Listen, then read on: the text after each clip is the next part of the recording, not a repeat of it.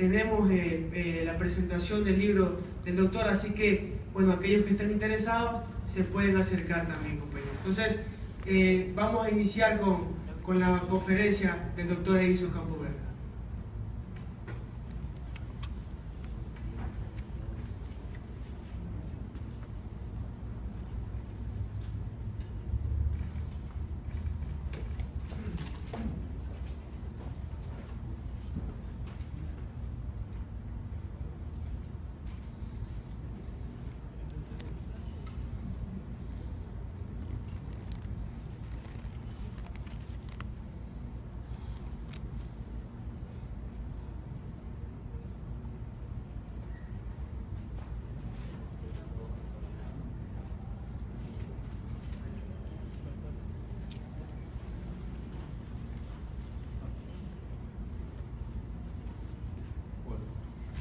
¿Escuchan? Sí, al fondo tal vez sí.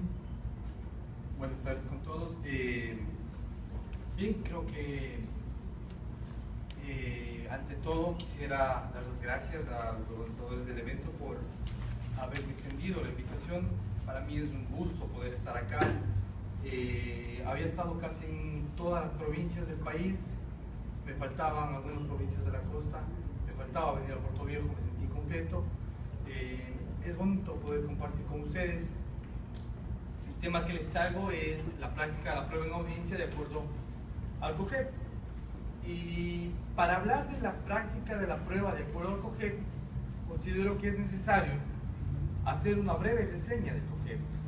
Mencionar a ustedes que el Código Orgánico General de Procesos, o que con el Código Orgánico General de Procesos, al igual que con el Código Orgánico Integral Penal, vigente a partir de agosto de 2014, lo que se está haciendo es afianzando aquella disposición constitucional contemplada en el artículo 168, numeral 6 de la Carta Fundamental, que insta a que todas las materias, etapas, instancias y diligencias se los realicen de forma oral.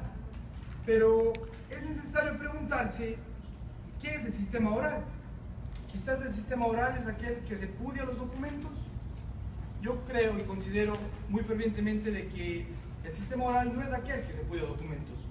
El sistema oral, por el contrario, es aquel que compagina con aquellos ritos o actos que todavía se siguen dando por escrito, porque ustedes podrán advertir que existen algunas diligencias, tanto en el procedimiento penal con el COIP, como también en el procedimiento no penal con el COGEP, que insta a que todavía sigamos utilizando documentos. Tal es el caso de la presentación de la demanda, la contestación a la demanda y los extractos de las audiencias que siguen siendo escritos. Entonces, muy particularmente considero que el sistema oral no es aquel que repudia los documentos, sino que puede o tiene esa capacidad de compaginar con ciertos ritos procesales documentales para poder permitir que el abogado se forme como un verdadero orador, un verdadero litigador. Sí. Bien, ¿cuál es la diferencia trascendental con el Código Orgánico General de Procesos? ¿Qué es lo nuevo, qué es lo novedoso, qué es lo que deberíamos tener presente con el Código Orgánico General de Procesos? A diferencia del Código de Procedimiento Civil, con el Código Orgánico General de Procesos, al presentar la demanda necesariamente debemos anunciar la prueba. Y por eso precisamente es que habíamos aceptado esta ponencia y habíamos referido el tema respecto de la prueba, porque es algo novedoso. Y lo que yo pretendo no es que ustedes salgan de acá con las mismas dudas o salgan de acá con lo mismo que ustedes hace muy poco sabían. Lo que yo pretendo es transmitirles desde mi corta experiencia quizás lo que pasa afuera, lo que tenemos que vivir los abogados día a día.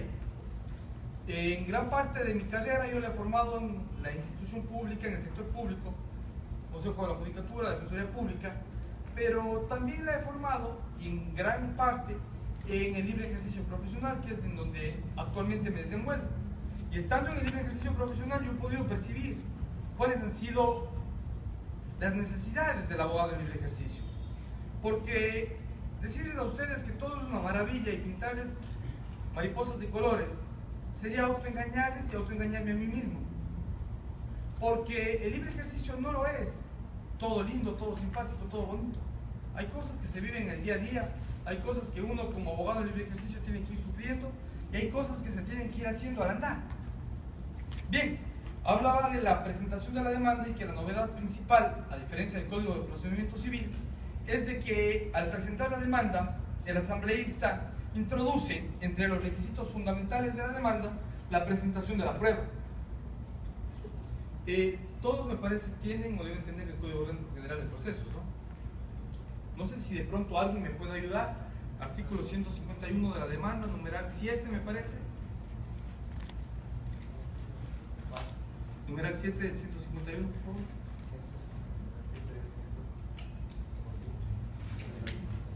151, sí, los requisitos de la demanda. El numeral 7, anuncio de prueba. Si es prueba testimonial, vamos a tener que anunciar los nombres de las personas que van a declarar en la audiencia y vamos a tener que decir sobre qué van a declarar, qué nos van a indicar, qué le van a informar al juez. Y respecto de la prueba documental, esta tiene que ser adjuntada al proceso. No sé, tal vez tengo en el artículo 151 forma contenida de la contestación. Perdón. Perdón. Por favor. ¿Nos ayuda? Sí, por favor. El numeral 7 tal vez. 141. Sí. El anuncio de los medios de la prueba que se ofrece para acreditar. A ver, perdón, doctor.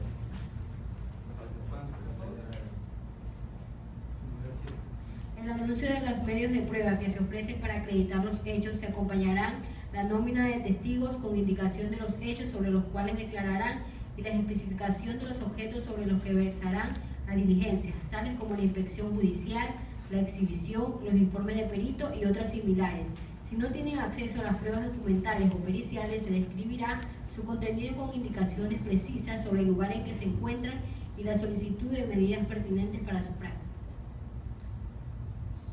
Respecto a lo que les comentaba, la novedad, la presentación de la demanda o entre los requisitos de la demanda deben de incluirse el anuncio de las pruebas. Y vamos a dividir brevemente el anuncio de esas pruebas en pruebas testimoniales. Debemos citar los nombres de los testigos. Entendemos que de acuerdo a lo que hace muy poco se llamaba ley de registro civil, para que exista el nombre, o un nombre está compuesto por mínimo un nombre y dos apellidos. Debemos citarlo por el nombre y los dos apellidos, decir sobre qué van a informar esos testigos y también hacer mención o adjuntar las pruebas documentales a la demanda y también indicar de aquellas pruebas que no están en nuestro poder, que necesitamos del auxilio judicial para obtener esa prueba, que generalmente suele ser prueba documental. ¿Cuál es el objetivo del legislador a través de la prueba con el Código Orgánico General de Procesos? Básicamente que se guíen tres pilares. La prueba tiene que ser pertinente, tiene que ser conducente, tiene que evacuarse en audiencia y tiene que actuarse con buena fe, lealtad procesal y verdad. Contrario sensu, la prueba inconducente, impertinente o que no se actúa de buena fe y con lealtad no deberá ser valorada como prueba. Pero es necesario hacer un paréntesis acá y referirnos a qué es la prueba. Existen muchas acepciones sobre la prueba y yo podría indicar una definición desde mi perspectiva y decir que la prueba es el corazón de un proceso, sea este penal o no penal. Quienes administran justicia en nombre del pueblo soberano del Ecuador lo hacen en base a las pruebas que las partes le aporten. Quienes pretendemos demostrar una pretensión planteada lo hacemos en base a las pruebas, sean estas documentales, testimoniales, sean estas periciales o de otra índole. Quienes pretenden no ejecutar o no permitir que se ejecute determinada pretensión, lo tienen que hacer también en base a la prueba.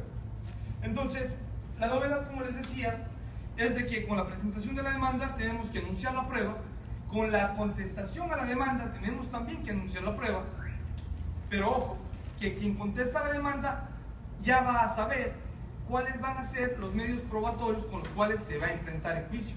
Si son testigos, si son documentos, qué documentos, si son fotografías, si de pronto existe una pericia de, qué sé yo, juicio ejecutivo, una pericia contable, o quizás existen grabaciones de audio, video, fotografías, objetos.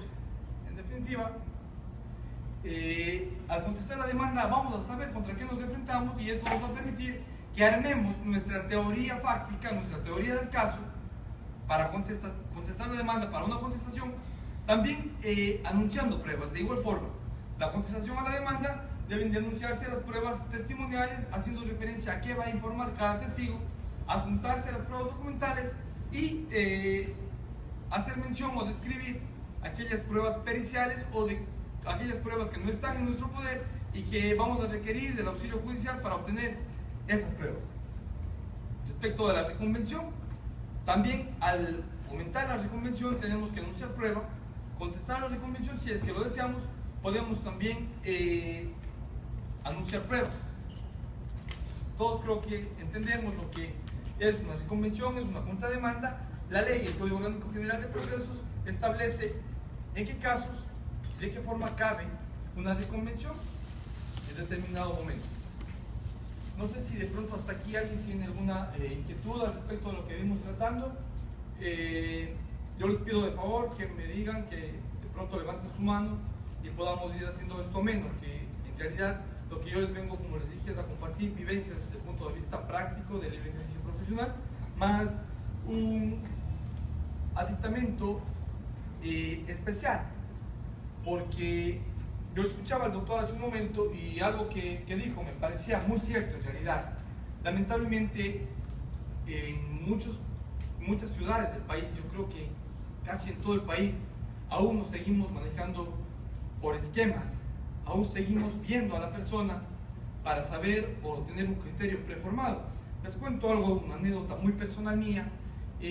Muchas ocasiones, más de una, me ha tocado litigar en otras partes de donde yo resido. Yo soy originario de Azogues, una ciudad pequeñita pero bonita, a la cual invito visiten de pronto si ustedes quieren hacerlo en este feriado.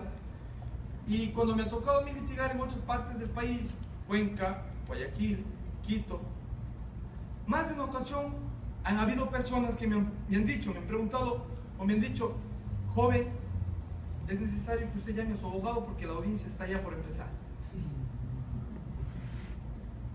Entonces, ha tocado sacar la credencial y decirle: yo soy el abogado. Ah, disculpe, sí, yo soy el abogado, que no parezca. Hay otras ocasiones en las que me han dicho: disculpe señor, pero si usted no tiene defensa técnica no podemos pasar la audiencia. No soy el procesado, soy el abogado. Son cosas que le van pasando a uno en el trajinar cotidiano y de las cuales uno va aprendiendo, ¿no? De pronto eso yo les comento a ustedes como un chiste quizás, pero aunque ustedes no lo crean, son situaciones que me han pasado. Muchas de las veces las personas tenemos ese hábito de tomar un criterio preformado viendo a la persona, ¿no es cierto? Le analizamos de pies a cabeza, vemos si está bien vestido, mal vestido, si trae un buen reloj, un mal reloj, si trae cadena de oro, anillos. Cuidado a la salida. Siguiente. Una pregunta. Sí, digo. ¿Cuál es su nombre, disculpe?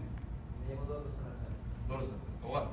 No, estudiante de la carrera de Derecho cuarto semestre. Bueno, estamos de vis a vis, ¿no? Somos, manejamos el mismo tema. Compañeros, yo creo que de aquí a muy poquito vamos a tener la suerte de quizás de encontrarnos en algún litigio. Perfecto. Sí. ¿Cuál es no sé si nos puede decir, de la diferencia entre la presentación de la demanda cuando era dentro del procedimiento civil, con el Código de Procedimiento Civil, y la diferencia con el COGED? Si es que existe alguna diferencia. Como les decía, básicamente la prueba, digamos, la diferencia trascendente de esto lo es la presentación de la prueba. El artículo 67 del Código de Procedimiento Civil, no sé si alguien de pronto trajo el Código de Procedimiento Civil. Bueno, el artículo 67 del Código de Procedimiento Civil no pedía de que las partes anunciemos la prueba. Más allá de aquello existen ciertos formalismos, me van a disculpar, yo lo considero así, formalismos, como por ejemplo el hecho de que al momento de las generales de ley tengamos que incluir el RUC, quizás, y si no tenemos RUC, tenemos que hacer mención que no tenemos RUC, y tenemos que incluir la dirección electrónica y el casillero judicial de entrada. circunstancias como esas, pero básicamente viene a ser lo mismo. Viene a ser exactamente lo mismo, con la diferencia de que ahora tenemos que, de entrada, anunciar prueba en todos los procedimientos: ejecutivo, monitorio, sumario, voluntario, ¿sí? Y hay un procedimiento, bueno, este no es mi tema, no es el tema de fondo, pero es bonito poder conversar y tocar el tema, ¿no? Hay un procedimiento que no está tocándose con la entereza que debería, no está tocándose de la magnitud que debería tocarse, que es el procedimiento concursal. Yo he acudido a algunas capacitaciones también respecto del Código Orgánico General de Procesos y he visto que se han tocado los procedimientos, se tocan los procedimientos tradicionales, quizás como nuevo el procedimiento monitorio, pero no se está tocando el procedimiento concursal. Entonces, ¿qué hace el abogado en libre ejercicio cuando le toca litigar con un procedimiento concursal? Les cuento, la primera audiencia que pasé cuando apenas habían pasado creo que 10 días de haberse implantado el COGEP fue una de concurso necesario, concurso de acreedores necesario. Y uno como abogado en libre ejercicio, o como abogado en definitiva, cuando el cliente le dice: doctor, me llegaron a dejar este papelito, uno analiza, ve que es una demanda, ve que es de procedimiento, en este caso fue, en mi caso, fue el concursal, y lamentablemente no existía regulamiento jurisprudencial, no había regulamento doctrinal al respecto para poder tomar una idea y tomar un criterio respecto de lo que teníamos que hacer y en base a qué teníamos que movernos. Entonces, hay ciertos procedimientos a los cuales se les toca y se les toma como tradicionales, pero hay otros que no son tradicionales y que no se les está tocando. Entonces, de allí el dilema para el abogado en libre ejercicio, de ahí el dilema para el mismo operador de justicia, que a veces no sabe cómo proceder. Pero básicamente, estimado amigo, futuro colega, la diferencia trascendente con el sistema anterior, el sistema actual, lo es la presentación de la prueba. Y me voy a adelantar un poquito a lo que constituye materia de nuestro análisis respecto, por ejemplo, de la prueba testimonial. Evitamos o rompemos el esquema básico trascendente del pido se reproduzca como prueba a mi favor, o quizás cuando tenemos un cuestionario preconstituido para los testigos, porque así lo era. Recordarán ustedes que en etapa de prueba, sea en procedimiento ejecutivo, ordinario, sumario, verbal sumario, lo que se hacía es mandar un cuestionario preconstituido de las demás generales de ley, indique cómo es verdad y cierto, diga el deponente, indique el deponente. Rompemos ese parámetro, rompemos ese cuestionario preconstituido, y lo que vamos a tratar ahora es sobre preguntas en interrogatorio directas, abiertas, orales, ese momento. De tal forma, de tal suerte, que el abogado tendrá que fomentarse no solamente con conocimientos teóricos, sino también empezar a tratar la oratoria, empezar a tratar la argumentación jurídica, que hasta hace muy poco en nuestro país únicamente se lo utilizaba en materia penal, pero no en materia civil, en materia no penal no se utilizaba la argumentación, no se utilizaba el interrogatorio oral. Quizás con la implementación, de pronto, no sé si es que recuerden, la implementación del artículo 407 al Código de Procedimiento Civil, me refiero al ordinario de mínima cuantía, de inferior cuantía, de hasta $5.000, era un procedimiento nuevo que se implantaba, en donde el abogado tenía que hacer esto que vamos a hacer ahora cotidianamente, anunciar prueba y decirle al juez sobre qué, para qué va a servir la prueba, sobre qué van a deponer los testigos quizás, qué prueba documental es la que vamos a presentar.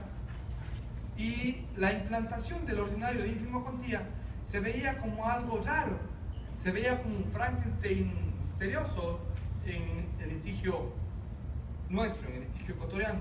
Y todo el mundo era asustado y decían: chuta, se voló las cuadras el legislador. ¿Qué está haciendo poniendo un trámite especial, deformando el procedimiento ordinario? Después de 4 o 5 años, entra esto en vigencia, entra el proceso para materias no penales, en donde en todos los procedimientos lo que vamos a hacer es esto como algo cotidiano. De tal suerte que es necesario entonces formarse también en oratoria, porque considero que los abogados somos como mercaderes.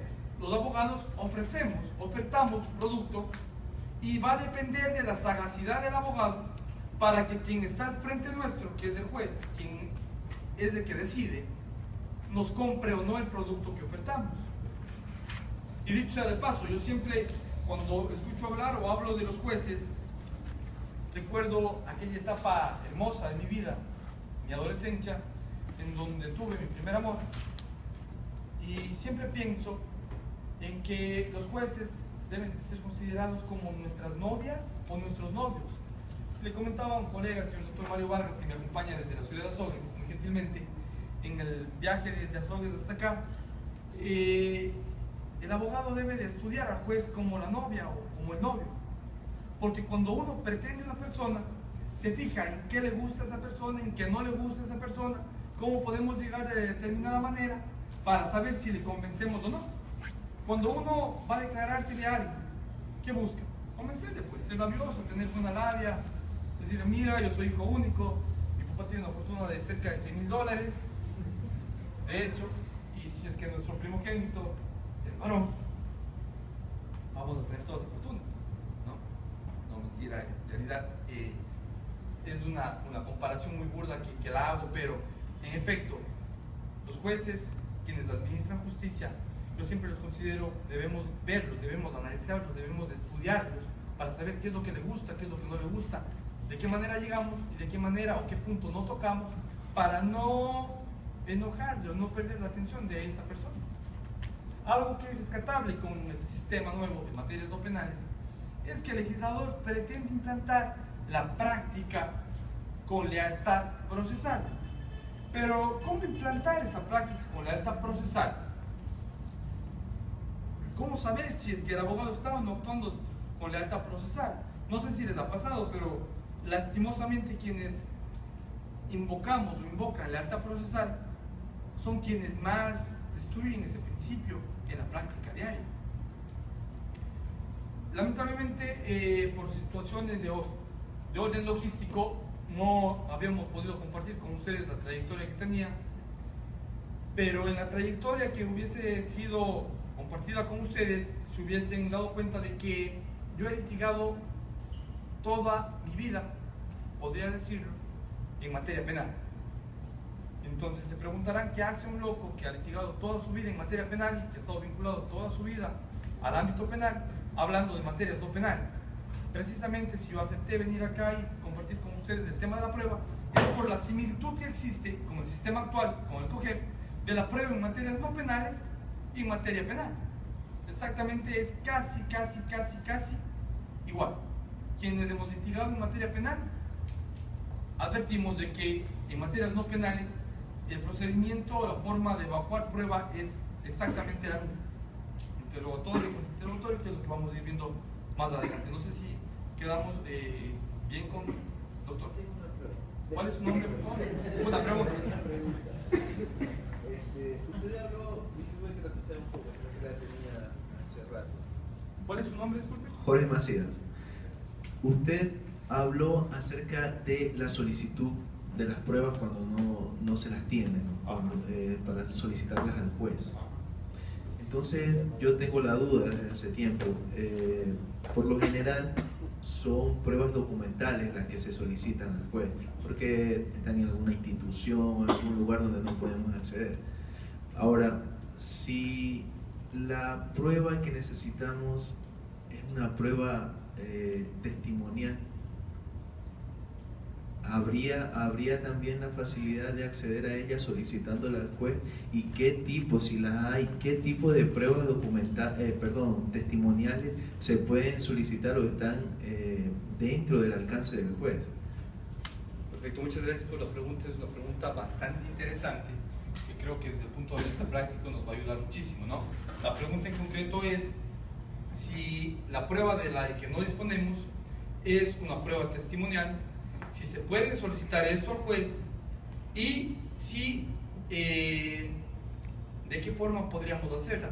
Partamos de una cosa: ¿dónde encontramos regulada la prueba en el Código Orgánico General de Procesos? Desde el artículo 158 al 228.